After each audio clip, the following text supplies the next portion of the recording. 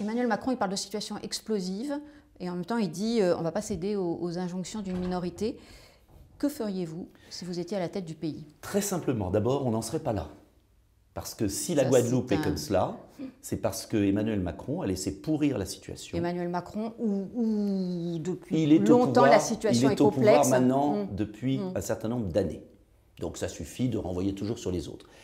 Il a laissé pourrir la situation. Oui, mais c'est pas justement, il fallait prendre en compte.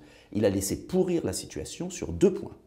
D'abord, l'insécurité avec de la racaille qui met la Guadeloupe en situation d'insécurité et qui est en partie responsable de ce qui se passe là.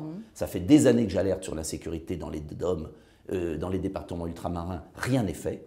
Deuxième point, sur la situation sociale, quand vous pensez qu'il n'y a pas l'eau potable en Guadeloupe, pas l'eau potable, c'est ahurissant. Et j'ai écrit au gouvernement à plusieurs reprises... Est-ce que c'est pas aussi la faute des élus locaux? Mais les élus locaux sont les élus locaux, l'État est l'État, il n'y a pas d'eau potable en Guadeloupe, et j'ajoute, cerise sur le gâteau, une politique sanitaire absurde, méprisante, idiote. Et donc, quand il y a une situation explosive, attendez, si je peux finir, une situation explosive, quand il y a une situation explosive, je vous laisse terminer, mais on reviendra sur la situation sanitaire. Quand il y a une situation explosive en Guadeloupe, on n'ajoute pas des règles stupides qui servent à rien, comme en métropole d'ailleurs, et qui exaspèrent la population. Donc ce que je ferai aujourd'hui, rétablissement de l'ordre, attendez, vous m'avez demandé, rétablissement de l'ordre, et suppression du pass sanitaire bien sûr, et vraie politique sanitaire.